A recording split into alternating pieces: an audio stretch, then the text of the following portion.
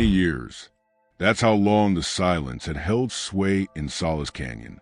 20 years of wind-scoured grief binding Amos and Lila Ward to their solitary adobe fortress. The desert kept their sorrows like secrets buried deep, until the knock came, 3 small, desperate raps against the weathered oak door. Not traitors, not outlaws, children, orphans, hollow-eyed and trembling, their pleas shattering 2 decades of practiced solitude. Please, we got nowhere else. The desert held its breath. So did the Wards. Before we jump back in, tell us where you're tuning in from. And if this story touches your heart, make sure you're subscribed. Because tomorrow, I've got something extra special saved just for you. The sun, a merciless brass coin, hammered the Arizona territory into submission. In Solace Canyon, a scar gouged deep into the ochre and rust landscape. The only movement was a shimmering heat haze and the slow, patient circling of a lone turkey vulture high above the war homestead. The adobe walls, thick and sun-baked, absorbed the fury, offering a dim, cool respite within. Lila Ward stood at the single east-facing window, a square of blinding light framing her silhouette. Her hands, knuckles thickened by years of hauling water and grinding corn, rested lightly on the rough sill. She wasn't looking out. Not really. Her gaze was turned inward, fixed on the faint, ghostly stain on the packed earth floor near the cold hearth. A spill of milk, 20 years cold. A child's wail, forever echoing in the silence between her heartbeats. Outside, the scrape of metal on stone was the only sound punctuating the desert's hum. Amos Ward bent over the grindstone, his broad back a canvas of faded denim stretched taut over muscles still corded from relentless work. He worked with methodical, almost ritualistic precision, sharpening the blade of his splitting axe. Each measured stroke spoke of a life pared down to necessity, where grief had been compressed into stoic endurance. His face, beneath the wide brim of his sweat-stained hat, was a landscape of its own, deep gullies carved by sun and sorrow bracketing a mouth set in a permanent, tight line. He rarely spoke these days, not even to Lila. Words fell like stones in his throat. Their shared loss was a third inhabitant of the small homestead, a presence more constant than the adobe itself, acknowledged only in the careful avoidance of a certain corner where a tiny, hand-carved wooden horse gathered dust on a high shelf. Lila turned from the window. The room held the stillness of a tomb. Her fingers traced the edge of the table. Scarred pine, worn smooth in the center, where 2 plates sat perpetually opposite each other. Near a chair lay her eternal project, a quilt. Once, the squares had held vibrant blues and hopeful yellows, intended for a cradle. Now, the colors were faded ghosts, the stitching uneven where tears had fallen years ago, the work perpetually unfinished, a monument to a future denied. She picked up a worn tin cup, the familiar weight of small comfort in the emptiness. The silence pressed in, thick and heavy as the desert air. Then came the sound, not the wind sighing through the mesquite, not the distant cry of a hawk. A knock, 3 distinct, hesitant raps against the heavy oak door. Lila froze. The tin cup slipped from her fingers, clattering onto the table, the noise shockingly loud. Amos's rhythmic scraping ceased abruptly. He straightened, slow as sunrise, his hand instinctively dropping to rest near the worn leather holster at his hip. His eyes, narrowed against the glare, met Lila's across the dim room. Confusion wore with deep-rooted caution in his gaze. No one came to Solace Canyon. Not anymore. Not for 20 years. Traders bypassed it. Miners avoided it. The Apache knew its story. Lila moved first, drawn by a pull deeper than fear. She approached the door, her steps soundless on the packed earth. Amos shifted silently to stand slightly behind her, a protective shadow. Lila took a breath. The air suddenly thinned and lifted the heavy iron bar. The hinges protested with dry groan as she pulled the door open a cautious few inches. The fierce sunlight flooded the threshold, momentarily blinding. Then Lila's eyes adjusted. 3 figures stood huddled together on the narrow porch, framed by the vast, indifferent expanse of the canyon behind them. They were children, ragged, dust-caked, hollow-cheeked children. The oldest, a boy who couldn't have been more than 12, stood rigidly in front, his thin shoulders squared with defiance that couldn't hide the tremor in his legs. He held the hand of a girl, perhaps 8, whose wide, dark eyes darted between Lila and Amos like a cornered rabbit. Clinging to the girl's threadbare skirt was the smallest, a toddler, maybe 2 years old, his face buried against his sister's leg, his tiny body shuddering with silent sobs. Their clothes were tattered remnants, homespun in calico stained with dirt and what looked like old, faded blood. The boy's face was a mask of grime and exhaustion, but his chin was lifted, his eyes holding a desperate pride. The girl's silence was profound, watchful, ancient beyond her years. The toddler whimpered, a sound like dry leaves scraping stone. "Please," the boy rasped, his voice cracked and raw. He didn't look directly at them, his gaze fixed somewhere on Amos's worn boots. "We got nowhere else. Ain't had food in days." He swallowed hard. "Name's Caleb. This is my sister, Evie, and Ben." He nudged the toddler gently. Lila's breath caught. Her hand flew to her throat, where a pulse hammered wildly. She saw not these strangers, but for a heart-stopping instant, she saw him, her own boy, lost before his 3rd summer, his laughter extinguished by a fever in this very room. The ghostly stain on the floor seemed to pulse. A wave of vertigo washed over her. Amos remained still, a statue carved from suspicion. His eyes swept over the children, assessing, calculating the risk. Orphans meant trouble. Trouble they'd buried deep in Solace Canyon 20 years ago. His gaze lingered on the boy's trembling defiance, the girl's mute terror, the toddler's fragility.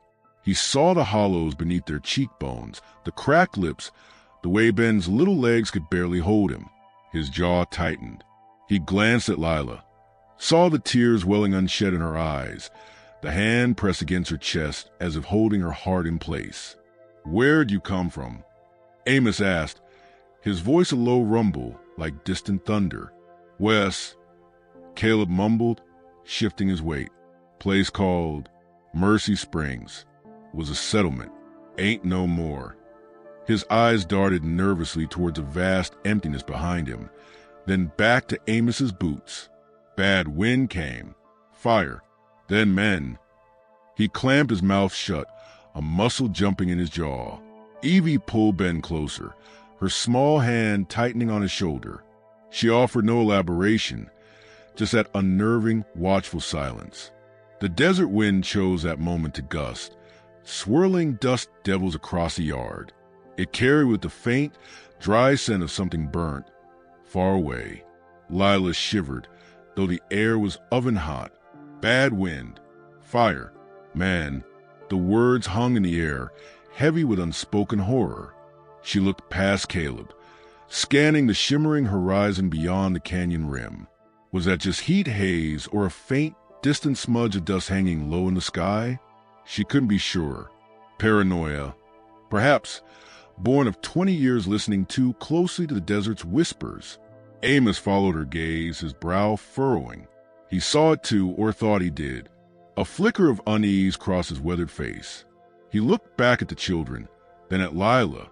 Her eyes met his, pleading, raw with a need he hadn't seen in decades. The instinct to bolt the door, to retreat into their familiar, safe desolation, warred violently with something older, deeper, buried beneath layers of grief. The instinct to shelter, to protect. Lila made the decision. Without a word, she pushed the door open wider. The movement was stiff, unfamiliar. "Come," she said, the single word thick with unspoken emotion. Her voice was barely a whisper, rusted from disuse. "Get out of that sun." Caleb hesitated, suspicion warring with desperate hope in his eyes. He glanced at Amos, seeking permission or defiance. Amos didn't move, didn't speak, but after a long moment, he gave the barest, almost imperceptible nod. It wasn't welcome, not yet. It was simply a cessation of immediate refusal. Caleb nudged Evie forward. The girl moved like a phantom, pulling the stumbling Ben along. They crossed the threshold, their small bodies radiating heat and the sharp, sour smell of fear and exhaustion. The cool dimness of the room seemed to swallow them. Lila closed the heavy door behind them, the solid thunk sealing them in. The familiar silence rushed back, but it was different now, charged, fragile, filled with the ragged breathing of three lost souls. Lila moved toward the hearth, her movements automatic yet trembling. She lifted the lid of a small Dutch oven nestled in cooling ashes. Inside, a portion of yesterday's cornbread remained. She broke it into pieces, her hands shaking.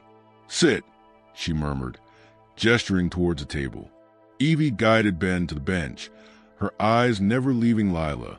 Caleb remained standing, hovering protectively near his siblings, his posture rigid. Lila placed the pieces of cornbread on a chipped earthenware plate and set it on the table. Ben whimpered, reaching a tiny, grubby hand towards the food. Evie snatched a piece and carefully broke off a small bit, pressing it to his lips. He took it greedily, his cries subsiding into hiccups. Amos watched from near the door, his arms crossed. His gaze was still wary, tracing the lines of Caleb's thin frame, the wary set of Evie's shoulders. He saw the way Lila's hands hovered near the toddler, yearning to touch, to soothe, held back by decades of restraint. He saw the unfinished quilt lying forgotten on her chair. He cleared his throat, the sound harsh in the stillness. Without a word, he picked up the dented tin bucket near the door. "Water," he grunted, more to himself than anyone, and stepped back out into the blinding afternoon. Pulling the door shut behind him, the sound of the latch echoed. Lila stood frozen for a heartbeat, the children a tableau of desperate hunger and watchful fear before her. The cornbread crumbs on Ben's chin, Evie's guarded eyes, Caleb's tense vigilance. It was a scene ripped from her deepest, most agonizing dreams. She took a step toward the table, then another. Slowly, hesitantly, she reached out, not toward the food, but towards Ben's matted, dusty hair. Her callous finger, gentle as a moth's wing, brushed a stray lock from his feverish forehead. He flinched, a tiny recoil. Evie's head snapped up, her eyes wide with alarm. Caleb took a half step forward, his fists clenching unconsciously. Lila snatched her hand back as if burned, clutching it to her chest. The familiar ache, the phantom weight of her own lost child, crashed over her like a desert flash flood. She turned away, blinking rapidly, her gaze falling on the empty space Amos had occupied. Outside, the relentless sun beat down. Inside, the silence was no longer empty. It was filled with the ghosts of the past and the terrifying, fragile possibility of the present. And underneath it all, beneath the children's ragged breathing, Lila heard it, or thought she did, the faint, rhythmic clop of a single horse, echoing from far down the canyon trail, a sound swallowed almost instantly by the vast, listening silence. Her blood ran cold. Had Amos heard it too? Or was it just the wind, or the frantic hammering of her own heart? The desert, it seemed, was no longer content to keep their secrets. The knock had opened the door, and something else might be coming. The echo of the latch settling behind Amos seemed unnaturally loud in the sudden quiet. Lila stood rooted, the phantom touch of Ben's hair still tingling on her finger, the imagined clop-clop of a horse reverberating in her skull. Was it real, or just the frantic drumming of her own pulse, the desert wind playing tricks? The children stared at her, Evie's dark eyes wide with the alarm Lila's aborted gesture had provoked. Caleb coiled tight as a spring, Ben whimpering softly against his sister's leg, cornbread crumbs clinging to his chin. The silence stretched, thin and brittle. Lila forced herself to move, turning her back on her watchful fear, pretending to fuss with the hearth. She banked the cooling ashes with unnecessary vigor, the scrape of the poker harsh. Outside, the familiar sounds resumed. Amos's heavy tread on the hard-packed earth, the groan of the well pulley, the splash of water hitting the bucket. Normal sounds, safe sounds. She clung to them, trying to drown out the phantom hoofbeats. Just the wind, she told herself fiercely. Just the wind sighing through the rocks. Amos returned, setting the full bucket down with a soft thud near the door. His gaze swept the room, lingering on the children huddled at the table, then resting on Lila. A silent question passed between them, unspoken but clear. "Did you hear it too?" Lila gave the faintest shake of her head, a movement meant to dismiss the fear, perhaps more for herself than him. Amos's jaw tightened almost imperceptibly. He didn't believe the dismissal, but he wouldn't voice the doubt. Not yet, not in front of children. The rest of that first day unfolded in a series of small, awkward necessities. Lila, her hands trembling only slightly now, heated water for washing. She offered a clean, worn flour sack towel, its roughness a stark contrast to the filth caked on the children's skin. Evie, with surprising gentleness, went a corner and began wiping Ben's face and hands. Caleb watched, his posture rigid, refusing the offered water for himself until Evie nudged him, her silent communication understood only between siblings. He scrubbed at his face and neck with quick, harsh movements, the grime yielding reluctantly. Amos busied himself outside, the rhythmic thud of his axe splitting mesquite logs a steady counterpoint to fragile quiet inside. Lila set about stretching the meager supper, adding water and a precious handful of dried beans to the remnants of stew, stirring in coarse cornmeal for dumplings. The act of preparing food for more than two felt foreign, almost sacred. She caught herself humming, a tuneless fragment of a lullaby she hadn't thought of in 20 years, and abruptly stopped, her cheeks flushing. Evie glanced up, her expression unreadable. Night fell swiftly in Solace Canyon, the vast indigo sky pricked with cold, sharp stars. Lila unrolled thin pallets near the hearth of the children, the worn blankets smelling faintly of dust and sage. Ben, exhausted beyond fear, curled up immediately, his breathing shallow and raspy. Evie lay down beside him, pulling the blanket over them both, her eyes fixed on the low flames. Caleb remained sitting, his back against the cool adobe wall, watching the door, watching Amos, who sat cleaning his rifle by the dim light of the coal oil lamp. The lamplight caught the deep lines on Amos's face, etching his weariness and vigilance. "Get some sleep, boy," Amos said, his voice low but not unkind. "Walls are thick, doors barred." Caleb's eyes flickered toward the heavy oak door, then back to Amos. "Ain't always enough," he muttered, so softly Lila almost missed it. The words hung in the air, heavy with unspoken experience. Amos grunted in non-committal sound, but his cleaning of the rifle became more deliberate. Lila lay awake long into the night on her narrow bed in the corner, listening to the unfamiliar sounds. Ben's congested breathing, the rustle of Evie turning, Caleb's occasional soft sigh. The phantom hoofbeats haunted the edges of her consciousness, mingling with the remembered cries of her own feverish child. She stared at the unfinished quilt folded neatly on the chest at the foot of her bed, the ghostly cradle quilt, its faded blues and yellows barely visible in the gloom. Foolish, she thought, letting the ghosts back in. Yet, when Ben whimpered in his sleep, a small, distressed sound, it was her body that tensed, yearning to go to him. Dawn broke, painting the canyon walls in hues of rose and ochre. The children were still asleep, a tangle of limbs and worn blankets. Amos was already outside. Lila moved quietly, rebuilding the fire, setting coffee to boil. The routine was the same, yet everything felt shifted, tilted on its axis. When Evie stirred, blinking sleepily, Lila offered a tentative smile. "Hungry?" Evie nodded, her eyes still clouded with sleep and residual caution. She carefully extricated herself from Ben, who whimpered but settled back. Lila showed her the small sack of cornmeal. "Can you stir?" she asked, handing her a worn wooden spoon. Evie took it, her small fingers gripping tightly, and began to stir the bubbling mush with intense concentration. It was a small thing, a shared task, but Lila felt a fragile thread of connection pulled taut. Amos entered, bringing the chill of the morning with him. He nodded towards Caleb, who was now awake and sitting up, Watching. Fence down near the west gully. Wind last week. Need a hand. Caleb scrambled up, wiping sleep from his eyes. Yes, sir.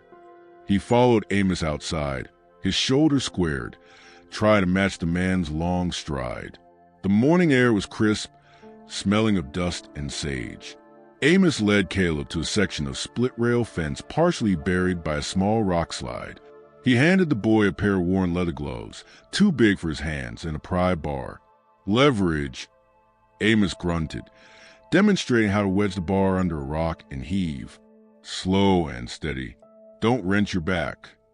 Caleb worked with fierce determination, his thin arms straining. Amos watched, occasionally repositioning the bar or shifting a stone himself. There was no conversation, just a scrape of rock, the groan of wood, the rhythmic sound of labor. Amos noticed the boy's natural aptitude, the way he watched and mimicked, the lack of complaint. He saw the shadow of exhaustion beneath Caleb's eyes, deeper than just one sleepless night. It was a look of someone who'd carried weight far beyond his years for far too long. Mercy Springs, Amos said suddenly, his voice startling in the quiet. He wasn't looking at Caleb, but at the horizon where the canyon opened to the vast desert beyond. Bad place. Caleb froze, the pry bar half lifted. He swallowed hard, his knuckles white on the worn wood. Was home, he said, his voice tight. Till the fire. He heaved at a rock, the effort masking his expression. Nah, Ma didn't get out. Pa was gone before the bad wind came. He didn't elaborate on before. His jaw clenched. Then the men came.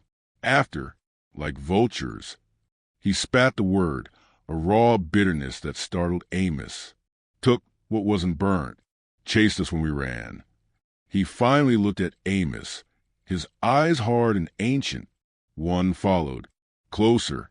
The rider. He don't quit. He turned back to the rock, heaving with all his strength, as if trying to bury the memory. The rider. The name hung between them, chilling despite the rising sun. Amos scanned the canyon rim, the silent, watchful rocks. He thought of the distant smudge of dust Lila had seen, the hoofbeats she might have heard. Vultures indeed. He hefted a large stone back into place, the action solid, definitive. Fence holds things out, he said, moored himself in Caleb. Or in. Later, as the sun climbed high, a figure appeared at the canyon entrance, a man leading a single, heavily laden burro. Silas Cobb was a fixture of the territory, a wandering trader whose route, by necessity or design, took him to the most isolated corners. He was thin as a whip, his face leathery and creviced, eyes perpetually squinting against the sun and dust. He wore a battered hat and carried a long rifle casually over his shoulder. Well, I'll be hogtied, Silas called out as he approached the yard, his voice a raspy drawl. He tipped his hat to Lila, who'd come to the doorway, Evie hovering behind her legs. Amos Ward. Lila, been a coon's age. Heard tell this canyon was haunted. His sharp eyes took in Homestead, then flickered with undisguised curiosity to the children. Caleb had appeared from around the side of the house, his posture instantly defensive. Amos walked over, wiping his hands on his pants. Silas, didn't expect you before spring. Routes changed, Silas shrugged, his gaze still assessing Caleb. Then Evie peeking out. Got some coffee beans, decent calico, salt, the usual. His eyes narrowed slightly. Picked up some news down Iron Hollow way. Restless down there. Bunch of hard cases rode in a week back. Stirring up trouble. Looking for something or someone. He let the implication hang, his eyes drifting back to the children. Heard tell there was trouble west of here too. Place called Mercy Springs. Burned clean. Nasty business. He shook his head, but his gaze was sharp, probing. Folks scattered, or worse. Lila felt a chill despite the heat. Caleb stood rigid, his face pale beneath the grime, his fists clenched at his sides. Evie had retreated fully behind Lila's skirt. Ben inside began a thin, fretful wail. Got no need for gossip, Silas, Amos said, his voice flat hard. What you got to trade? Silas held Amos's gaze for a long moment, then shrugged again, the trader's mask slipping back into place. Right. None of my fare. He began unpacking small sacks from his burrow, laying out his wares on a blanket. Lila traded precious eggs and a small bag of dried venison for coffee beans and salt, her movements stiff. Silas's presence felt like an intrusion, a reminder that the world beyond Solace Canyon existed and was watching. As he repacked his burrow, he paused. Iron Hollow folk, they're jumpy. Talking about a fella, asking questions. Quiet sort. Rides a big bay. Wears a hat pulled low. Ain't seen it myself, mind. He tipped his hat again. You folks take care now. Solace Canyon's a long way from help. He led his burro back down the trail, leaving behind the coffee and salt and a thick layer of unease. Amos watched him until he disappeared around the first bend. His eyes scanned the high canyon walls, the shadows deepening as the afternoon sun slanted west. Quiet sort. Big bay. The rider. Caleb's words echoed Silas's description with terrifying clarity. The rest of the day passed under a new weight. Lila tried to focus on the children. She showed Evie how to mend a tear in Ben's thin shirt with careful stitches, the girl's small fingers surprisingly deft. Ben, still feverish, clung to Lila when she tried to set him down, burying his hot face in her neck. The unfamiliar weight, the scent of his unwashed hair, triggered a visceral memory of her own son, a wave of grief so sharp it stole her breath. She held Ben tighter, rocking him gently, humming that fragmented lullaby without realizing it. Evie watched, her needle still. Amos took Caleb to check the perimeter, pointing out landmarks, showing him where the natural rockfall offered cover, where the arroyo could be crossed quickly. It wasn't friendship, but it was instruction, preparation. Caleb listened intently, his earlier defiance tempered by a dawning understanding of the man's grim competence. As dusk painted the sky in bruised purples and oranges, Ben, feeling slightly better, toddled into the small yard under Lila's watchful eye. He picked up a stone, babbling softly. Then something else caught his attention, half buried near the base of the water trough, where the ground was always muddy. He crouched, curious, and pulled it free. Shiny, he announced, holding it up. It was a spur, not old and rusted like Amos's spare set hanging in the barn. This one was newer, the rowel sharp and mostly clean. The leather strap snapped as if torn off in haste. It was an unusual design. The rowel had 5 points, one slightly bent, and a small, stylized C was engraved on a heel band. Lila's breath hitched. Amos, walking back with Caleb, stopped dead. Caleb's face went ashen. He stumbled forward, snatching the spur from Ben's hand. He stared at it, his knuckles white, his breath coming in short gasps. He didn't need to say it. The raw terror in his eyes screamed the truth louder than any words. The rider had been here, close, watching, and the broken spur wasn't just lost. It was a message or a mistake that brought danger terrifyingly near. The vast silence of Solace Canyon suddenly felt thin, like paper ready to tear. High above, a lone hawk circled, its cry sharp and lonely in the gathering twilight. Amos's hand went slowly, deliberately, to the worn grip of the Colt at his hip. The canyon held its breath. The children were no longer just lost souls seeking refuge. They were bait in a trap none of them yet understood. The broken spur lay heavy in the silence, colder than the gathering twilight. Caleb clutched it, his knuckles bone white, his breath ragged gasps that echoed Ben's frightened whimpers. Evie had shrunk back in the doorway, her dark eyes wide pools of terror fixed on a small, vicious piece of metal. The hawk's cry faded, leaving only the frantic drumming of Lila's heart and the chilling certainty radiating from Caleb.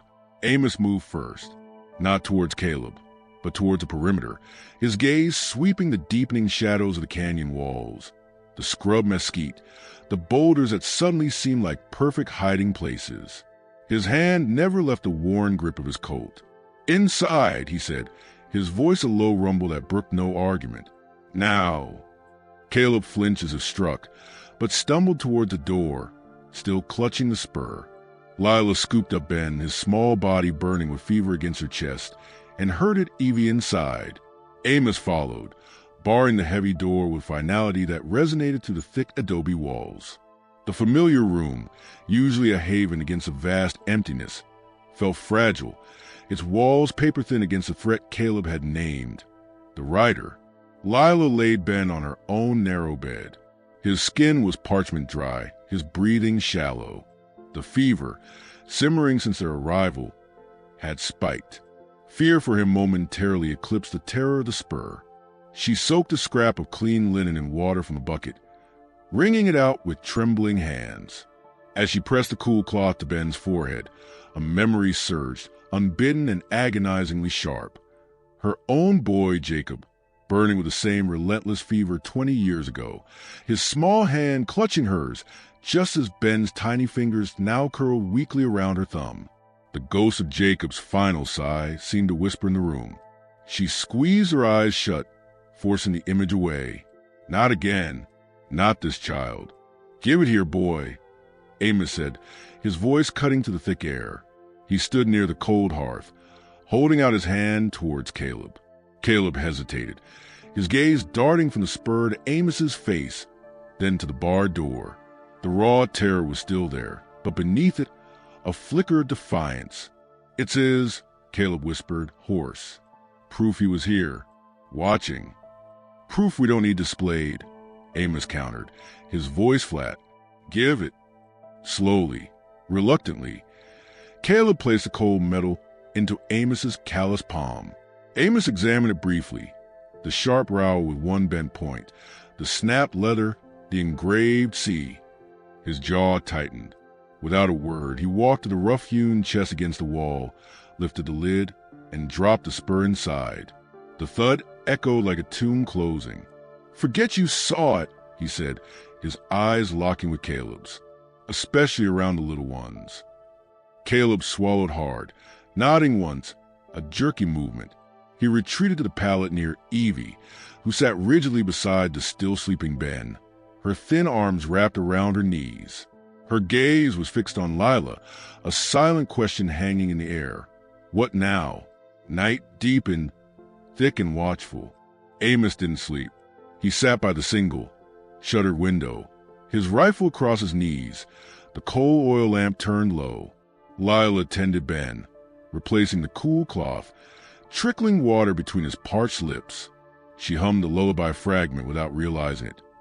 The tune worn smooth by grief, now finding a new, tentative purpose. Evie watched her, the intensity in her dark eyes softening fractionally with each pass of cloth over Ben's brow.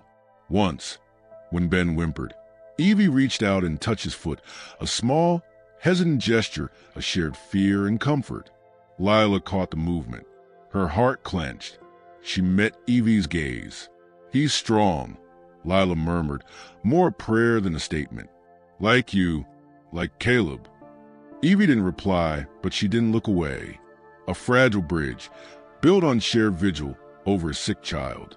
Dawn brought no relief, only a gray, oppressive light filtering through the shutters. Ben's fever burned on. Amos, his face etched with exhaustion and grim purpose, rose. "Need water," he stated. "Caleb, with me." His tone wasn't a request. Caleb scrambled up, his own weariness evident, but his posture alert, ready. Lila watched them go, Amos scanning the canyon rim, even as he walked a short distance to the well. The simple act of drawing water felt fraught with peril. She turned back to the room. Evie was staring at the unfinished quilt folded on the chest, the ghostly blues and yellows visible in the dim light. Lila followed her gaze. An idea, fragile as a spiderweb, formed. "Evie," Lila said softly, moving to the chest. She lifted the quilt bundle. It needs finishing. Could use another pair of hands." She unfolded it slightly, revealing the faded squares, the uneven stitches where tears had fallen long ago. "My hands, they're not as steady as they used to be for fine work." It was a half-truth, an offering. Evie looked from the quilt to Lila's face, her expression unreadable. Then, slowly, she stood and walked over. She touched a faded yellow square with a fingertip. "Pretty," she whispered, the first word Lila had heard her speak since Silas Cobb's visit. Lila's breath caught. It was meant for... She couldn't say it. A long time ago, she found a needle and some sturdy thread. "Here, see this seam? It's pulling loose." She showed Evie how to anchor the thread, how to make small, even stitches. Evie took the needle, her brow furrowed in concentration, her small hands surprisingly capable. They worked in silence, the rhythmic pull of the needle through cloth a counterpoint to Ben's labored breathing. It wasn't joy, but it was a shared focus, a temporary truce with the fear that pressed in from outside. Later, while Evie dozed beside Ben, Lila stepped outside briefly to empty a basin. The morning air was still heavy. Near the corner of the adobe wall, partly obscured by a clump of prickly pear, something caught her eye. Not another spur, but a small stained leather pouch. It lay discarded, as if tossed aside carelessly. She picked it up cautiously. It smelled strongly of cheap, pungent tobacco. Empty, there were no markings, nothing distinctive except the sharp, unfamiliar odor. It hadn't been there yesterday. Her blood ran cold. He'd been close, very close. She shoved the pouch deep into her apron pocket, her hands trembling.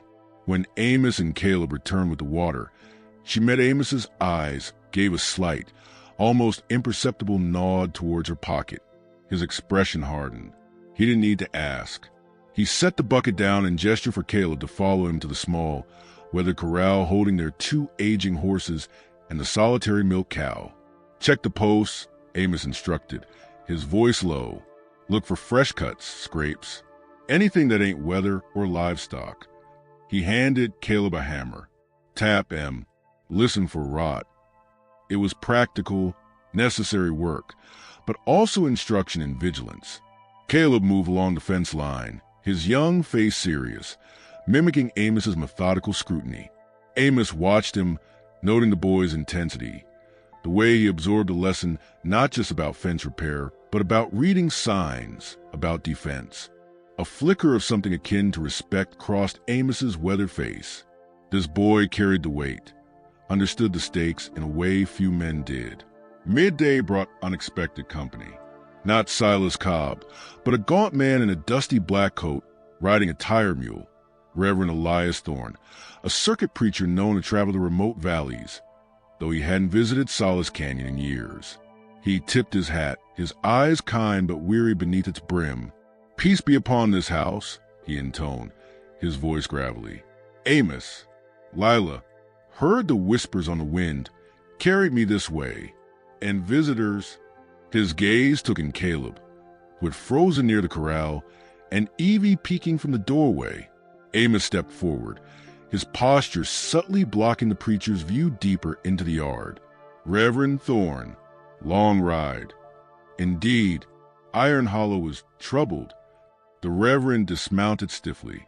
Men there, restless souls, asking questions, looking for children, they said, orphans from Mercy Springs. He sighed, removing his hat to wipe his brow. Said a man was particularly persistent, quiet fellow, rode a big bay horse, offered coin for information, got nasty when none was given. He looked directly at Amos, then towards Caleb. Said this man, he bore a grudge, claimed something was stolen from him in the Mercy Springs chaos, something valuable. He seemed singularly focused, dangerous. Caleb had gone pale.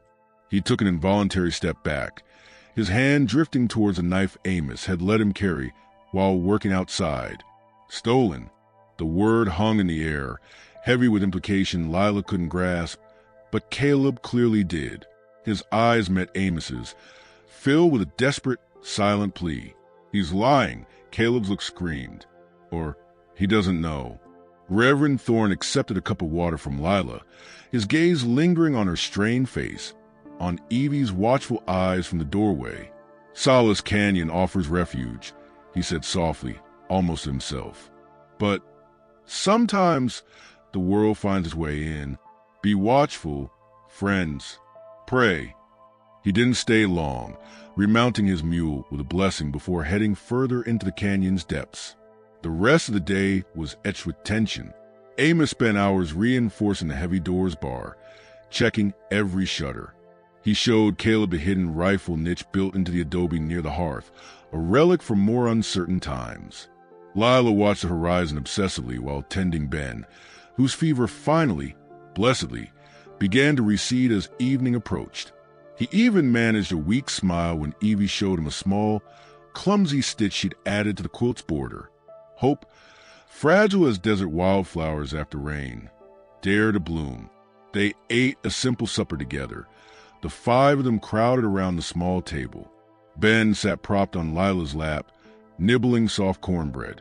Caleb, emboldened by the shared meal and Ben's improvement, spoke haltingly of Mercy Springs before the fire, the smell of his ma's apple butter simmering, the way Pa could whistle like a meadow lark.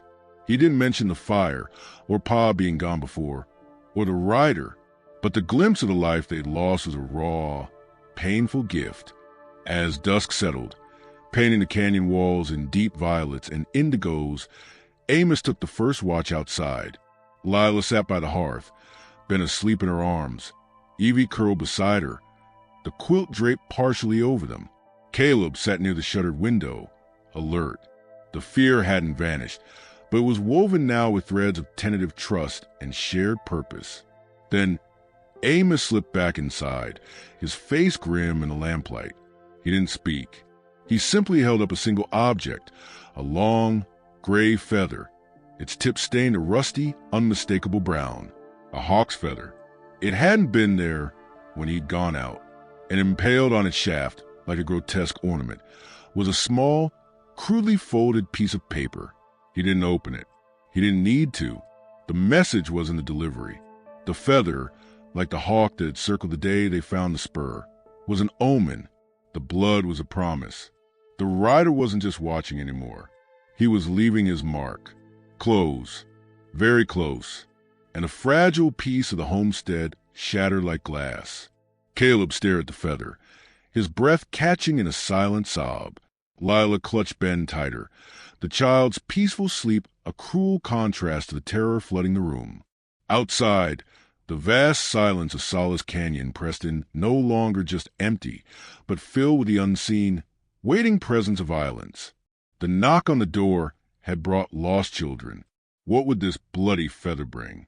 The blood-stained hawk feather lay on the rough-hewn table, a grotesque punctuation mark to the fragile piece of the previous evening.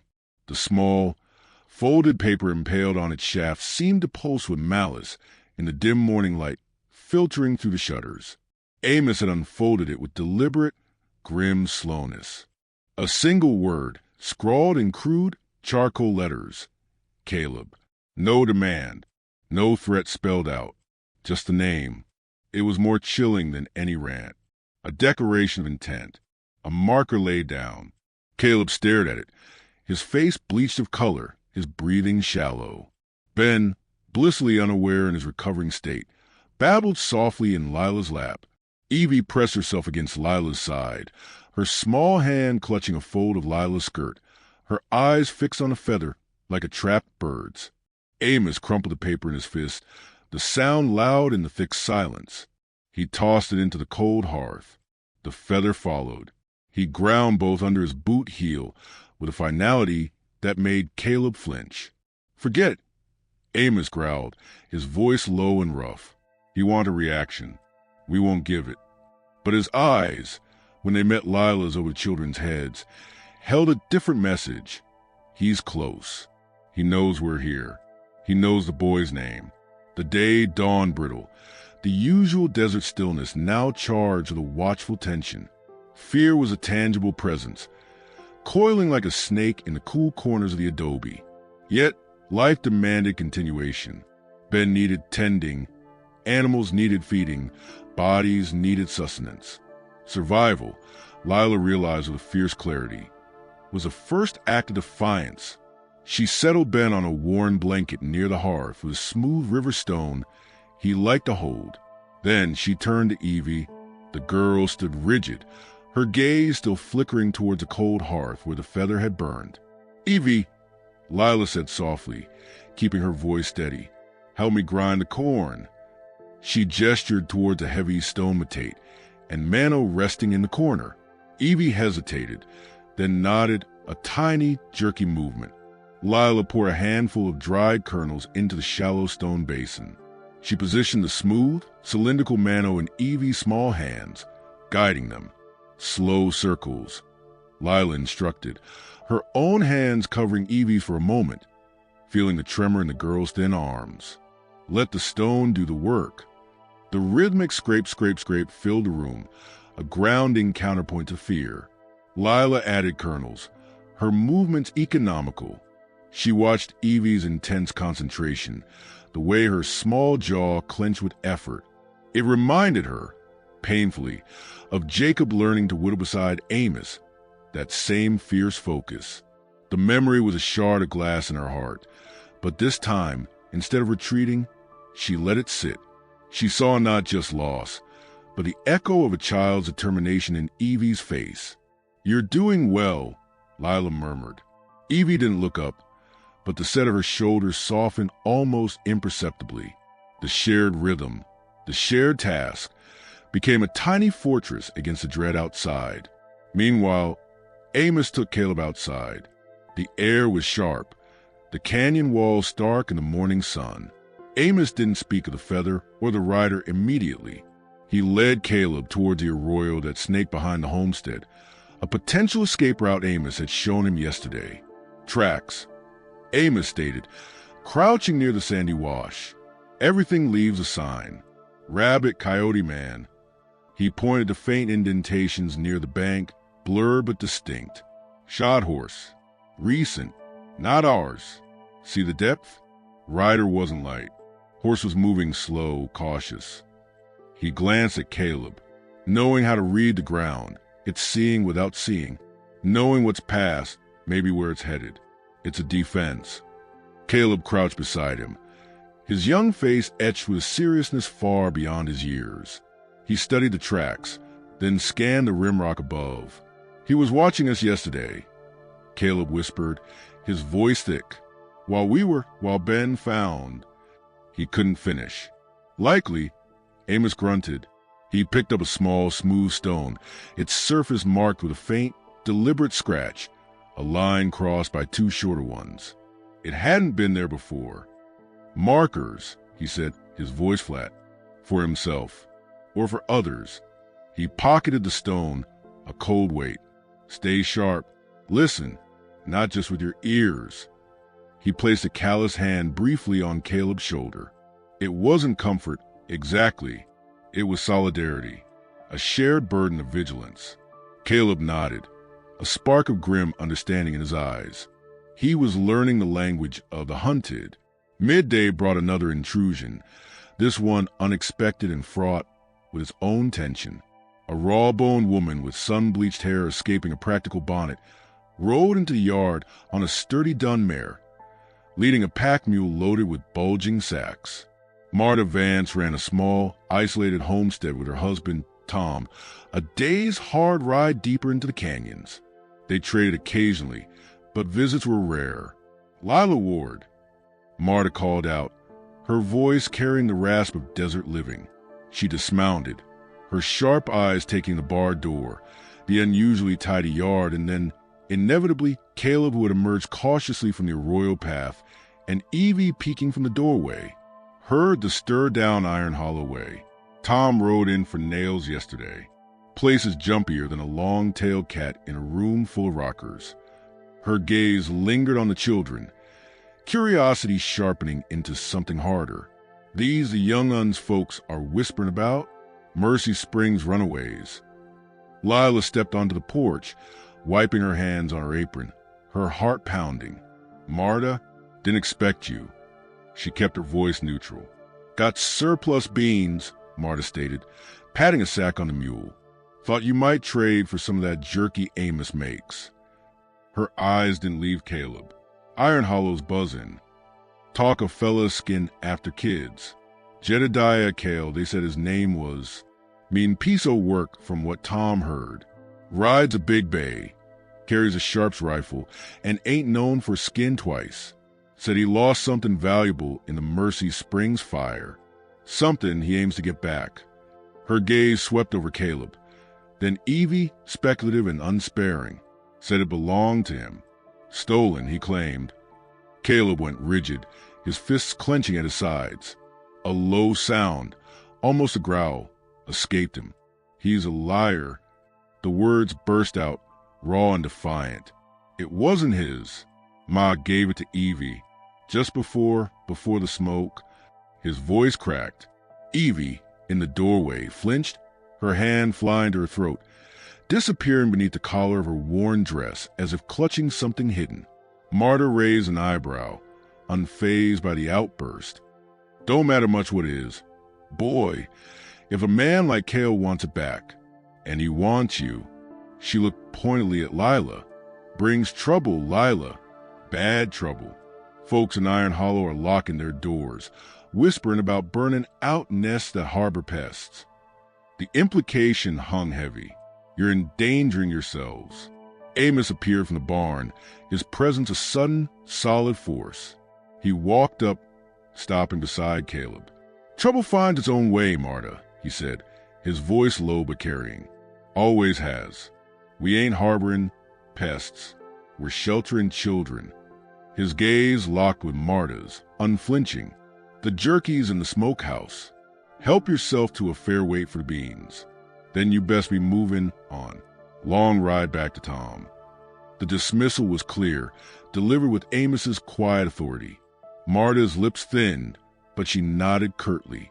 Suit yourselves. Just remember the storm coming. She took her beans to the smokehouse, traded and remounted without another word, casting one last, lingering look at the children and the isolated homestead before riding out. The encounter left a different kind of chill. It wasn't just a rider now. It was a suspicion of neighbors, the harsh judgment of a world quick to cast out the vulnerable. Lila watched Marta disappear, a knot of fear tightening in her chest. But beneath it, a spark of defiance ignited. She looked at Caleb, his jaw set with adolescent fury and fear, at Evie's pale, watchful face, at Ben, now toddling unsteadily towards her, arms outstretched. Her children, the thought, unbidden and fierce, shocked her with a certainty. That afternoon, while Ben napped and Amos worked on reinforcing the shutters with iron brackets he'd salvaged years ago, Evie approached Lila. She held out her hand, uncurling her fingers slowly. Nestled in her palm was a small, tarnished silver locket, shaped like a heart. It was simple, scratched, the hinge slightly bent. "Ma's," Evie whispered, her voice barely audible, like dry leaves skittering. She put it round my neck in the smoke, said keep it safe. For Ben, when he's big. Her dark eyes met Lila's, swimming with tears she refused to shed. Cale, he saw it, on Ma, before. He wanted it, always wanted it, called it dead ode. She snapped her fingers shut over the locket, clutching it fiercely. He didn't get it then. He won't get it now. Lila understood. The valuable thing, a mother's dying gift, a symbol Jedediah Cale coveted enough to hunt children across the desert. Lila gently covered Evie's small fist with her own work-roughened hand. He won't, she promised, the word to vow. The locket's cool metal pressed between their palms, a tiny, defiant heart against the encroaching darkness. As dusk painted the canyon in somber shades of violet and charcoal, Caleb, taking a final scan from the highest point near the corral before coming in for night, froze. He squinted into the fading light towards the western rim. Amos! His voice was a strangled hiss. He pointed. Amos, reinforcing the door bar, looked up, then followed Caleb's gaze. Lila, stepping out to call them in, saw it too. A silhouette, a man on a large, dark horse, motionless against the dying sky on the far canyon rim. Too far for details, but the shape was unmistakable. Watching, the bay horse shifted, a dark shape against the bruised horizon. Then, as if sensing their scrutiny, the rider slowly turned his horse and melted into the deepening shadows of the rimrock. He wasn't just leaving markers anymore.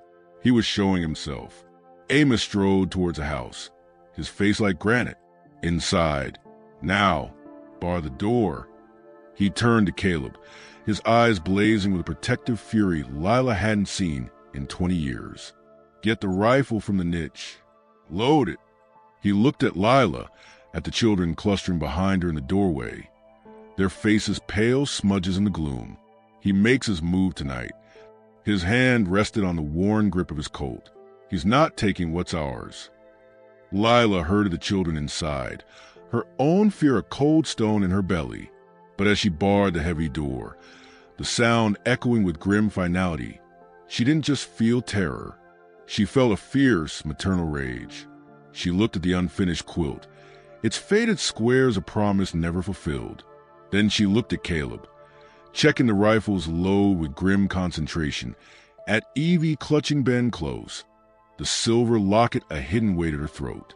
She walked to the hearth, picked up the heavy iron poker, its weight solid and reassuring in her hand. The ghosts of Solace Canyon whispered of loss. The living children breathed hope, fragile and threatened. The knock had brought them. The feather had marked them. Now, the rider was coming. And Lila Ward, who had buried one child, would fight like a she-wolf to protect these three. The silence outside wasn't empty now. It held the gathering storm. The scrape of a boot on gravel, the snort of a horse closer than the rim, or just the wind howling like a banshee down the canyon. In the lamplit room, 5 hearts hammered against the encroaching night, waiting for the siege to begin. The heavy oak door thudded shut, the bars sliding home with a sound like a tuned ceiling. The air inside the adobe crackled with a different kind of heat, the heat of fear, sharp and metallic. 5 hearts hammered against the silence. Outside, the wind howled down Solace Canyon, a mournful counterpoint to the dread coiling in Lila's chest. Jedediah Cale wasn't a shadow on the rim anymore. He was a hunter closing in, and the homestead was a trap. Caleb. Amos's voice cut through the thick air, low and urgent. The rifle. Load it. Stay by the east window. Low. See movement, you call out. Don't shoot unless I say. Understand. Caleb, pale but resolute, nodded, scrambling to the hidden niche near the hearth. His hands trembled slightly as he handled the heavy Sharps rifle, but his movements were precise, learned from grim necessity and Amos's terse instructions. Evie, Lila said, her own voice surprisingly steady. Take Ben, under the big table. Keep him quiet. Evie, her eyes wide pools of terror, scooped up the drowsy toddler without a word, ducking beneath the scarred pine table, pulling the blanket down like a curtain. Ben whimpered softly, burying his face in Evie's neck. Lila saw Evie's small hand clutch at her throat, where the silver locket lay hidden beneath her dress. Keep it safe. For Ben. Amos moved like a wolf scenting danger. He checked the iron brackets reinforcing the shutters, peered through narrow cracks in the heavy, wood covering the windows. He pulled his Colt, the worn walnut grip familiar in his large hand, and checked the cylinder. The coal oil lamp on the table cast long, dancing shadows, turning the familiar room into a landscape of looming threats. Lila stood near the cold hearth, the heavy iron poker gripped tight in her hand. Its weight was solid, grounding. She looked at the unfinished quilt folded on the chest.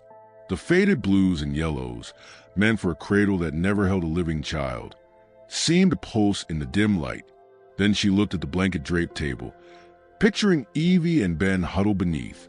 A memory, sharpened the poker's point, pierced her. Jacob, her own lost boy, laughing as he chased a grasshopper in this very yard, his small hand warm in hers. The ghostly stain on the floor near the hearth seemed to darken. The pain was an old wound ripped open, but this time it didn't paralyze her. It fueled her. She would not lose another child. Not to fever. Not to a man like Cale. The iron in her spine matched the poker in her hand. Silent stretched, taut as a bowstring. The wind moaned.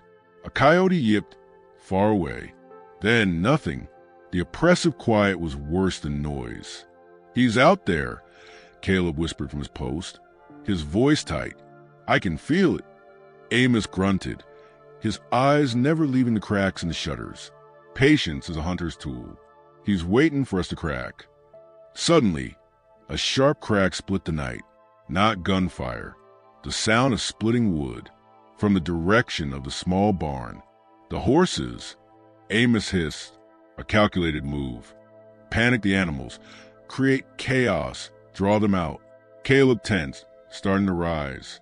"Stay!" Amos commanded, his voice a whip crack. He moved swiftly to the door, listening intently. Another splintering sound. Closer this time. Near the water trough. Lila's knuckles were white on the poker. He's circling. Testing.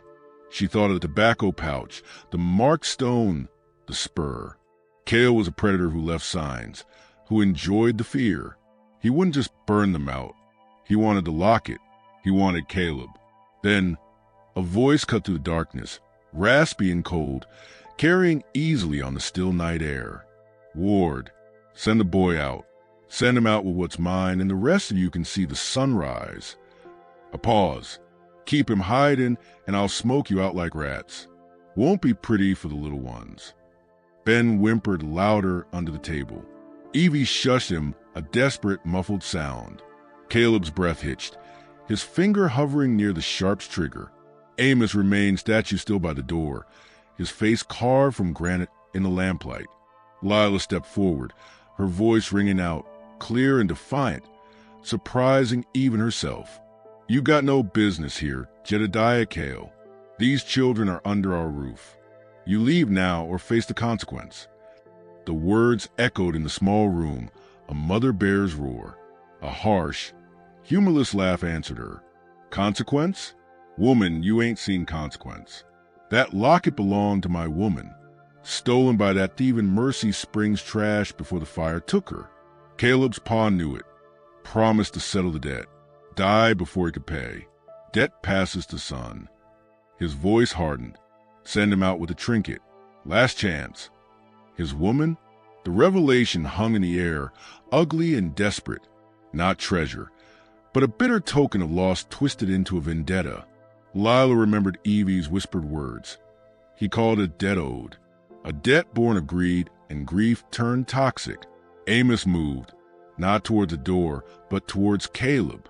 He crouched beside the boy at the window. "See him?" he murmured. Caleb peered through a crack. "No." Voice came near the corral, I think. Amos nodded, a plan forming his eyes, hard and dangerous. "He's trying to draw fire. See where we are. We give him a target. But not here." He pointed toward the back, the direction of the arroyo. "You remember the path? The blind curve near the big juniper?" Caleb nodded, understanding dawning. "The ambush spot. Take the rifle. Go quiet as shadow. Get there. Wait. When you hear my signal, a sharp whistle, you fire one shot. High. Don't aim to hit. Aim to startle. Then you run. Back here. Fast. Understand?" Caleb swallowed, fear warring with fierce resolve. "Yes, sir." "Lila," Amos turned, his gaze locking with hers. "When he goes out the back, you bar behind him. Then make noise. Call out, like you're arguing with me. Draw Cale's ear toward the front." Lila understood. A diversion. Her heart hammered against her ribs. "Be careful, Amos." A ghost of something. Regret, resolve, the echo of 20 years of silence, flickered in his eyes. "Solace Canyon. It holds our boy, Lila. Buried him here, 'cause it was the only place felt like home. Ain't letting another child be lost to this desert." He touched her arm, a fleeting, fierce contact. Then he was moving, unbarring the small, less-used back door just enough for Caleb to slip out into the moonless dark. Lila barred it instantly, the sound final. She took a deep breath, the poker heavy in her hand. Then she raised her voice, letting fear and anger color it. Amos Ward, you stubborn old mule. You can't send that boy out there. He's just a child. She slammed her fist against the wall near the front door for emphasis. Kale'll kill him for sure. We gotta fight. Outside silence. Then the crunch of boots on gravel, cautious, circling closer to the front. He's taking the bait. Caleb moved like a wraith. The lessons of survival learned in flight, serving him now. He hugged the shadows of the adobe wall, then darted towards the deeper darkness of the arroyo path. The big juniper loomed, its gnarled roots creating a natural blind just off the trail. He crouched, the cold metal of the sharps pressed against his cheek, his breath fogging in the chill air. He listened, the wind, his own pulse. Then, faintly, the restless shift of a horse from the direction of the corral. Closer, the sharp, piercing whistle split the night. Caleb didn't hesitate. He raised a rifle, aimed high toward the sound of the horse, and squeezed the trigger. The sharps roared, the muzzle flashed a brief, violent star in the darkness. The sound echoed like thunder through the canyon. Instantly, chaos erupted near the corral. A horse screamed, not the Ward's old mare, a different, sharper cry. A man's furious shout. Damn you! Caleb was already running, scrambling back up the path toward the homestead, his lungs burning. He heard the heavy thud of hooves charging, not towards him, but towards the source of the shot, towards a juniper. Amos was waiting, the back door unbarred just as Caleb skidded through. He slammed and barred it again. They listened. Hose pounded past the juniper, then circled, confused. Cale cursing, a raw, animal sound of rage and frustration. Inside the front room, Lila stood frozen, the poker raised. Evie peered out from under the table, Ben clutched tight. They heard the shot, the horse, the shouts. Then the sound of hooves receding, not toward the house, but back toward the canyon entrance, fading into the wind-whipped night. Silence descended again, heavier than before, thick with spent adrenaline and disbelief. Minutes crawled by. Amos cautiously peered through a crack. Nothing. He moved to the east window. The faintest hint of gray lightened the eastern sky. Dawn was coming. He unbarred the front door slowly, his coat ready, and stepped onto the porch. Lila followed, the poker still in hand. Caleb joined them, the rifle held tight. They scanned the yard, the corral, the rim. Empty. Near the corral gate, Amos found it, a dark stain on the hard-packed earth, glistening faintly in the pre-dawn gloom. Blood, and a single, deep gouge in the wood of the gatepost, where a bullet had struck high as intended, but perhaps close enough to startle the horse or nick the rider. Cale's big bay had shied violently. Amos picked up a small, torn scrap of dark wool, likely from Cale's coat, snagged on a splinter. He's gone, Amos stated, his voice rough with exhaustion and relief.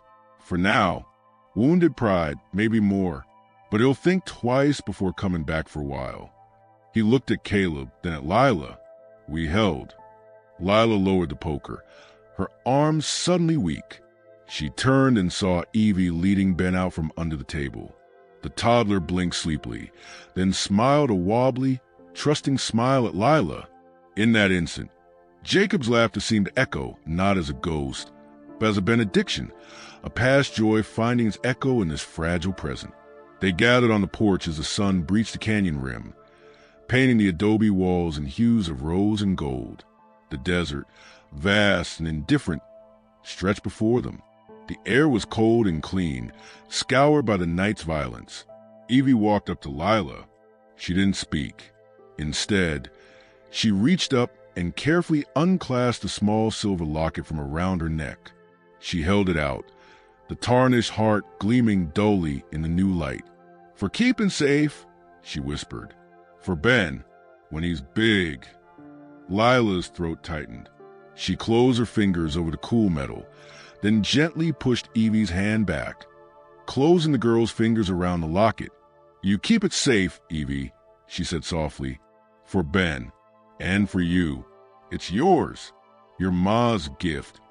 She placed her hand over Evie's small fist holding the locket, then drew the girl into a hug. Caleb, hesitantly, stepped closer, and Amos placed a heavy, protective hand on the boy's shoulder. Ben toddled over, wrapping his arms around Lila's leg. They stood there, a ragged, newfound family silhouetted against the rising sun. Amos and Lila, the childless couple whose grief had carved deep canyons in their souls. Caleb, the protector burdened too young. Evie, the keeper of secrets and small, precious things. Ben, the fragile hope. Solace Canyon held their past sorrows deep within its rocky bones, but it held them now, too. The desert whisper of hardship, of danger that might still ride the horizon, but also of resilience, of roots slowly taking hold in unforgiving ground. Amos looked out at the vast expanse, then down at the small group huddled on his porch. "Got work to do," he said, his voice gruff but lacking its old edge of isolation. "Fence needs mending. Proper." He glanced at Caleb.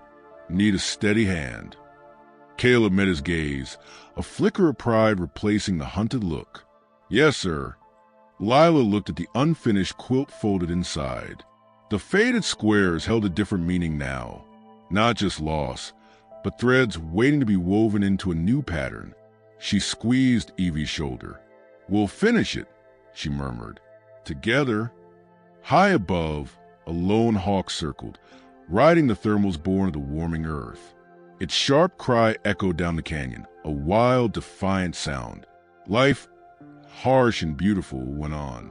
The Wards turned from the sunrise, not toward the empty silence of the past, but towards a cluttered, hopeful, demanding reality of their shared future within the thick, sheltering walls of their adobe home. The door to their solitude had been opened by 3 small raps, and now, though scars remained and shadows lingered on the horizon, it stood open to let the light and the love finally flood in.